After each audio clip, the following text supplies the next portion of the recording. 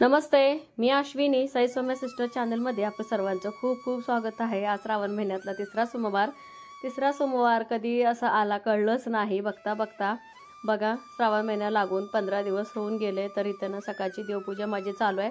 खूप लवकर उठले मी आज, कारण की पोरीने शाळेला घालवायचं होतं, तेजूला पण मला घालवायचं होतं।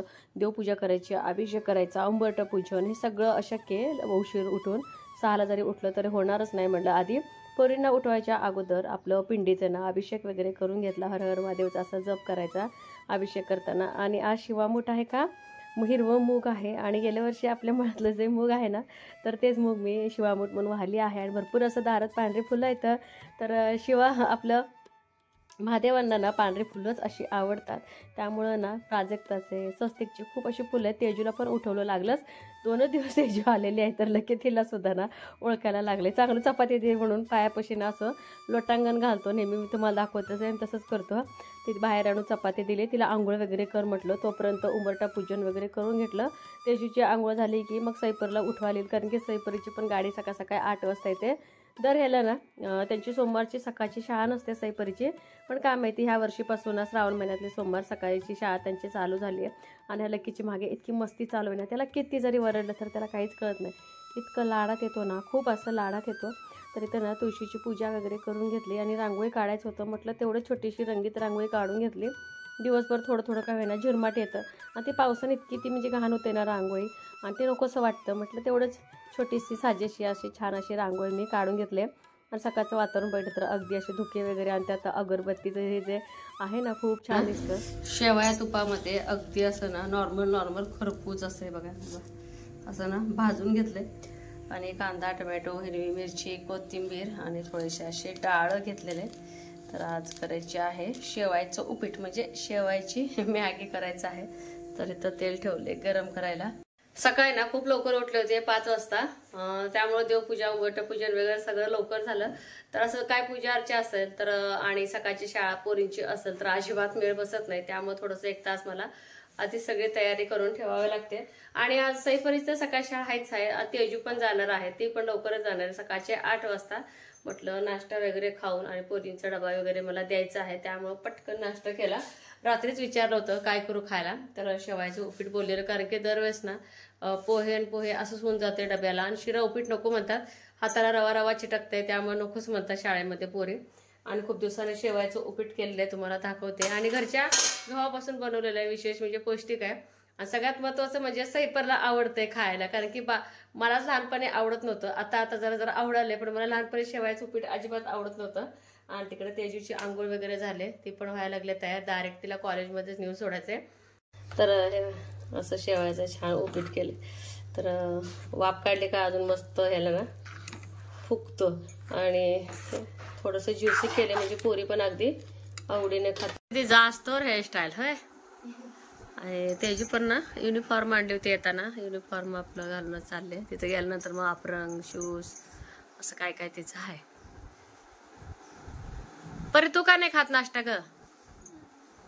हा, दूध तर पिली का? पिली ना, मस्त विचारलं दीदीनं। बघू लोक इकडं, हा छान। परीची गाडी यायची, तिथं थांबलेत, तेजू इथं तयार झाले। कुठं येते पाऊस? नाही आहेत पोरी, अजून पाऊस नाही येत। हे विसरशील कार्डशीट तुझं ते तयार केलेलं, काय विसरली?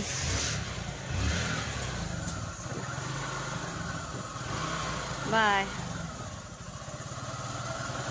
येते गाडी त्यांना जा।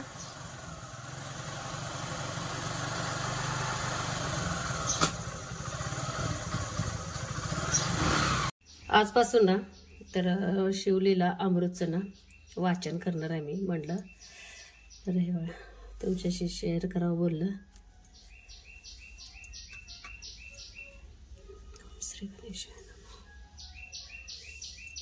ना, तेजूला पण घालवलं, आणि सैपरी पण थांबलेत, आणि सकाळचे 8 वाजलेत। तर शिवलीला अमृतचं पठण आजपासून मी करावं बोलते, आणि मी ह्याच वर्षी करायला लागलेली आहे।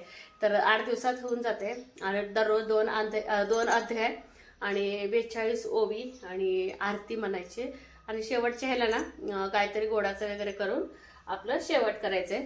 तर खूप दिवस झालं माझी इच्छा होती, पण त्याला अजिबात योग येत नव्हता. तर म्हणलं आता चला ह्या वर्षी थोडंसं निश्चय करायचं म्हणजे करायचं.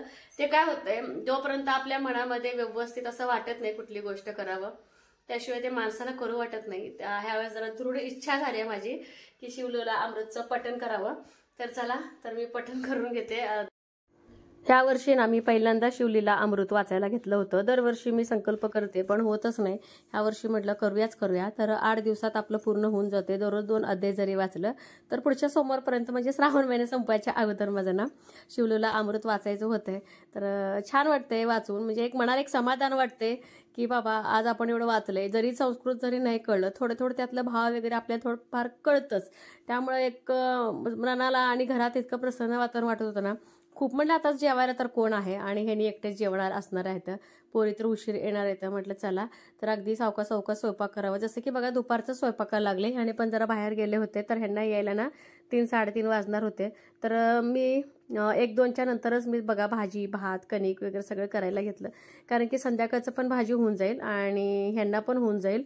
तर हे बघा थोडं बिया जे काय होते ते शिमला मिरचीमधलं काढून घेतले. काय शिमला मिरचीमध्ये बिया होते, काय शिमला मिरचीमध्ये बिया नव्हते. सगळं स्वच्छ असं धुवून घेतलं आणि मला आज ना शिमला मिरची करायची होती. तर असे लांब जर शिमला मिरची असेल ना खरंच खूप छान होते. जर हॉटेल टाईप ओलं खोबरं असलं ना खूप छान असं ग्रेव्ही तयार होतं. ओलं खोबरं, आलं आणि लसूण घेतलेलं आहे त्याची, आणि त्यातच टमाटर घातलेले आहे आणि अगदी बारीक म्हणजे बारीक पेस्ट त्याची करून घेतलेलं आहे. आणि इकडे बघा भरपूर तेल टाकून ढबू मिरची वापलायला ठेवायची आणि अधूनमधून ना आलटी पलटी करायचं, जेणेकरून दोन्ही बाजूनं व्यवस्थित हे बघा अशा पद्धतीनं शेकलं पाहिजे. तर ढबू मिरची गार झाल्यानंतर लसूण खोबऱ्याची जी पेस्ट, शेंगदाण्याचं कूट, हळद, मीठ, थोडंसं अर्धा चमचा गरम मसाला आणि घरचं लाल तिखट हे सगळं मिक्स करून ना अगदी छान असं ना ढबू मिरची भरून घ्यायची. ढबू मिरची कोणी खात नाही पण त्यातला मसाला खातात, पण त्या निमित्तानं का होईना ढबू मिरचीमधलं जे प्रोटीन वगैरे मिळतं ना ते सगळं पोटात जातं न कळत. मुलांच्या का आई आणि हे सुद्धा खात नाहीत, पण अशा पद्धतीने जर केलं आई हे खातात. मी काय करते त्यांनी जे खाल्लेलं जे असतं ना ते सगळं मी घेते बाबा, मी वेस्टेज नाही घालवत.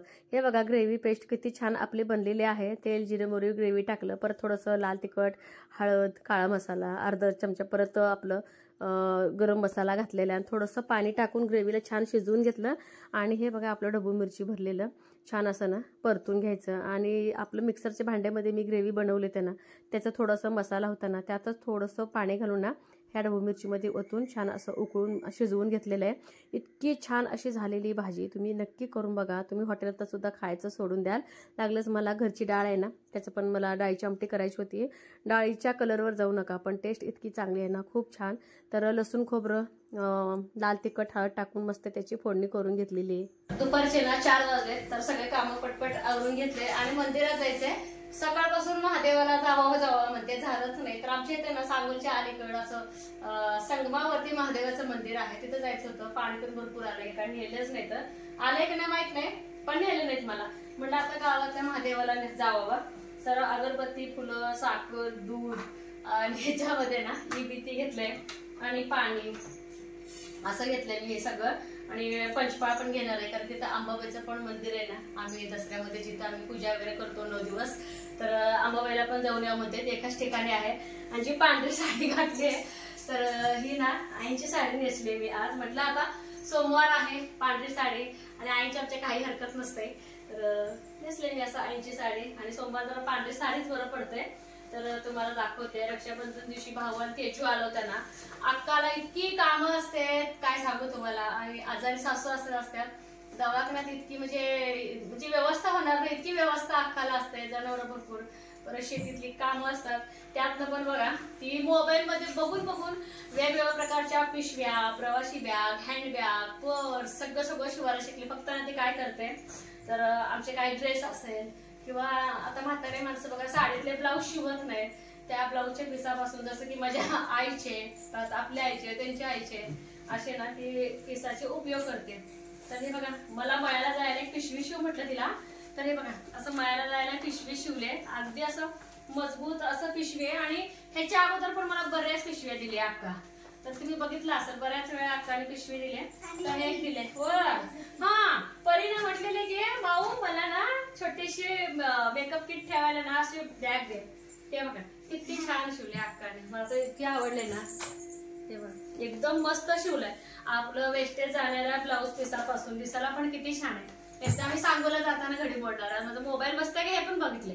तर एखाद्या वेळेस आपलं काहीतरी नॉर्मल साधं काय काम असलं मोबाईल घेऊन जाता येते. तर ह्याची मी घडी मोडणार आहे. ती छोटीशी बॅग परी म्हटली आहे मी घेते, घे म्हटलं सगळे एकत्र वापरू. आणि ह्याला शिवायला किती कष्ट केला असणार आहे, कुठून कुठून कसं कसं फिनिशिंग आहे, कुठून काय जोडली मला तर काय कळलं. फक्त युट्यूब मध्ये बघून शिकली अक्का. आणि प्रवासी बॅग ती ट्राय केल्या मला ती दिली. तर मला तिच्या दिदीला आईला पण दिली, सगळ्यांना पिशव्यांना ती पुरवते आम्हाला. तर हे बघा अक्कानं प्रवासी बॅग किती छान असं शिवलेले आणि अगदी मजबूत आहे. असं नाही की ब्लाऊज पिसाचं आहे पण असं नाही, त्याच्यामध्ये ना ती म्हणजे ठिक असतं ना आपलं. आणि याच्यामध्ये बघा हे कुठून कसं काय जोडले काय माहिती, मला तर काहीच कळे नाही बघा. तर असं प्रवासी बॅग आता अक्काने एवढे दिल्या म्हटल्यानंतर आम्ही सोलापूरला जाताना तेवढेच एक दिवसासाठी चाललो ना, मग हे घेऊन जाऊ खरी परी. मी एकटी चालले तर तू आणि तिथे घरी सोडून काय. तर अशी प्रवासी बॅग शिवले अक्काने. हे कसं वाटतंय हे मला सांगा. आणि सगळ्यात आवडतं म्हणजे हे पण मला म्हणले आशू तू दर पौर्णिमेला वगैरे गावात वगैरे जातेस. तर हे बघा माझ्या हातीच्या दीदीच्या ड्रेसच्या टॉप पासून आहे. ती ड्रेस घालून तिला बाद झाल्यानंतर त्याची ना कलर वगैरे काय गेलं नाही ते कपड्याचा. तर अक्काने असं हे शिवलं. एवढंच की जेव्हा ती फिनिशिंग दिली चेन लावायला गेली तुटलं. आता तिला कामं एवढं असतात. परत ती कंठाळा काय केली ते सांगते. तर हे सगळं उचवा लागतं. हे सगळे जे शिवले भरपूर असं काम असतं. त्यामुळे म्हटलं चेन लावायची भानगड पडू नको. नारळ अगरबत्ती साखर बसतंय. आता मी हीच बॅग घडी मोडणार आहे देवाला जाताना. तर ही सगळ्यात सुंदर बॅग घ्यायचे. एकदम बाजारात घ्यायला गेलं तर आपल्याला 60-70 रुपयाला ना बॅग मिळते. आणि ही पण ड्रेस आहे तेजूच्या टॉपचे शिवलेले.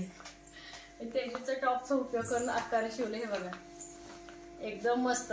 तर ह्याला पण चेन बिन लावून सगळं तयारी करून दिली. तर हे असं वाटतंय का घरात शिवले. तर टॉपचं सुद्धा तर नॉर्मल गावात आता आपलं काहीतरी असेल, आता इथं गावात कुठं तर चाललो तरी साधी पिशवी मी आधी घेऊन जायची. घरात मी शिवलेली किंवा चहापत्तीचे वगैरे असतात ना ते घेऊन जायचे. आता हे घेऊन गेलं तरी पण काय हरकत नाही. तर अक्काने शिवलेल्या बॅगा कशी वाटलं हे मला सांगा. तर आता ही घडी मोडणार आहे ह्या पिशवीची. जसं की बघा आता दूध साखर इबिती मी सगळं घेतलेलं आहे. तर फुलं ना एका कॅरी बॅगात घेणार आहे मी.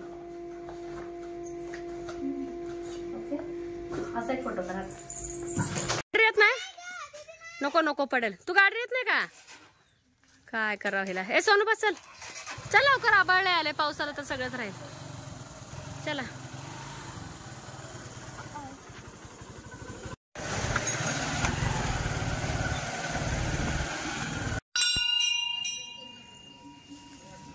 कोलू पैकी आता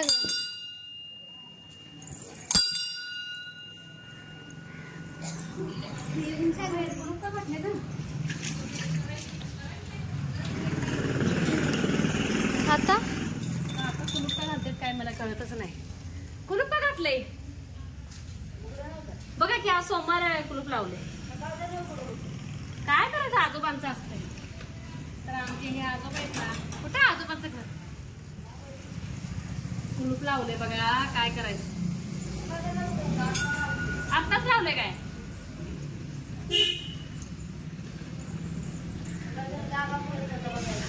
एवढं गर्दी होती. आता कसं लावायचं इथं एरवी उघडं असतंय. आणि आजोबांनी ना आता ना कुलूप लावले. बऱ्याच बायकांनी ना इथं विबत्ती वगैरे लावून गेले.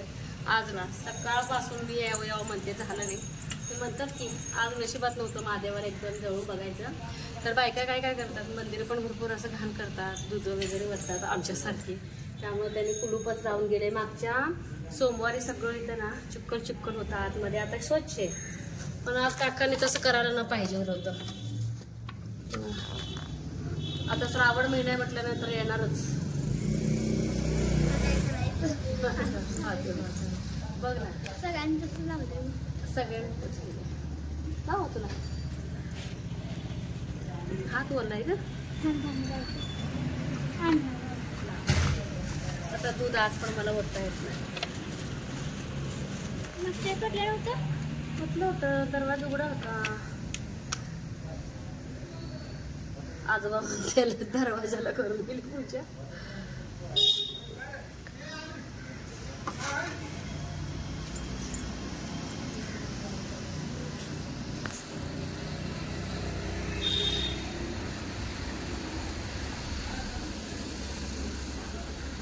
आणि जी गेल्या सोमवारी ना एका ताईनं ना निरंजन दिलं होतं ना, हे बघा लावले काकाने आतमध्ये.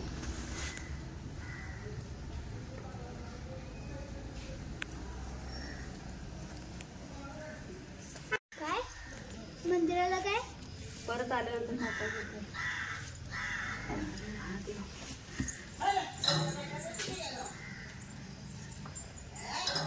तर दूध वत्ता येत नाही, दूध आटलं होतं. चला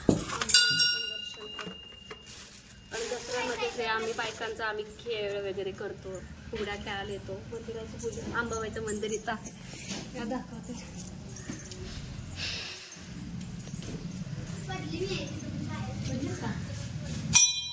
रामाच्या मंदिराला कुलूप लावले बा आजोबांनी. इथं दरवेळेसच लावतात. रामाच्या मध्ये कुलूप असते का? दरवेळेसच. तर आई अंबाबाईचं मंदिर आहे तिथं. नवसाला पावणारी अंबाबाई आमची.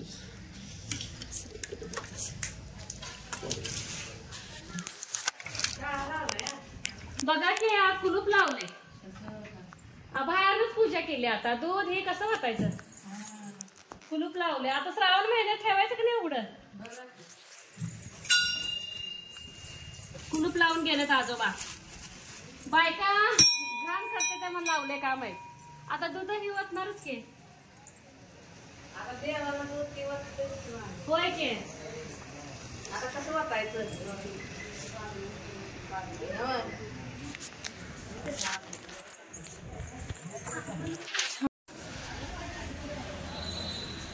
काळा निघत नाही, काळा निघत नाही. अहो आजी सकाळपासून यावं म्हणते, सकाळपासून यायचं होय ना. हे असं असतंय, आज ती मनातच नाही दर्शन घ्यायचं. रात्री येणार दिवा लावायला येते, रात्री हा कुठली येते ती आता संध्याकाळीच येणार. का बरं कुलूप लावते ते काय माहिती. बायका दूध मग आता श्रावण महिन्यात दूध वाटणार किंवा आवा तर श्रावण महिन्यातच वाटणार किंवा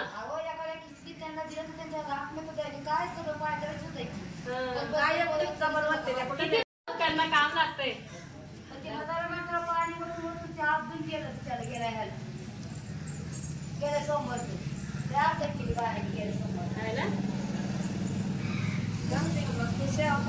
तर ना बाहेरून दर्शन घेऊन एक चांगलं 20 मिनिटं देवाच्या दारात बसले. रामाचं मंदिर आहे, अंबाबाईचं मंदिर आहे, महादेवाचं मंदिर आहे. तर तिथल्या एका काकांना विचारलं, म्हणजे आजोबा येईपर्यंत जरा येतील असं वाटलं. आणि एक आले होते ना आत्या, त्यांचं पण होईल माझं पण होईल दर्शन. बसलो आम्ही. पण तिथल्या शेजारच्या विचार ते बोलले मागच्या सोमवारी ना बायकांनी काय करतात, कोण दही आणते, कोण दूध आणते. आता मी पाण्याची बॉटल घेतली होती, तसं बॉटल वगैरे बायका कोण आणले नसत्याला. मला वाटतं डायरेक्ट अभिषेक करून आपलं पाया पडून बेल वगैरे वाहून. आणि तुम्हाला मी बोलल्याप्रमाणे सगळं ओलं चिक्कल झालं होतं ना मागच्या सोमवारी. आणि काय झाले, देवाचा अपमान झाल्यासारखं. जसं की बघा आता दरवाजा पण मोकळा सोडून गेलेत बायका. जाताना कडी लावून म्हणजे जायला पाहिजे होतं, लावलं नाही. तर बरीच कुत्रे ना पिंडीवरती येऊन चाटत होते म्हणे. मग ते बघितलं त्यांनी, त्यामुळे त्या आजोबांना आला राग. माझा एक गैरसमज झाला की सगळ्या बायका येऊन पूजा करतात का म्हणून काकांनी दरवाजा लावला का असं वाटलं. खरंच हे पूर्ण चुकीचं आहे. जेव्हा तुम्ही एका देवाला जाताना मनापासून तुम्ही पूजा करा, अर्चा करा, स्वच्छ धुवा, पाया पडा आणि तिथं अगदी स्वच्छता राखण्याचा प्रयत्न करा. आणि आता आपलं गाव लेवलचं आता आपलं देवस्थान आहे, दरवाजा आहे, कडे आहे, सोय केली आहे. जाताना तुम्ही फक्त कडे लावून जात जा ना. ते बायकांनी केलं नाही, त्यांचा दुष्परिणाम सगळ्यांनाच आज शिक्षा दिली आजोबांनी.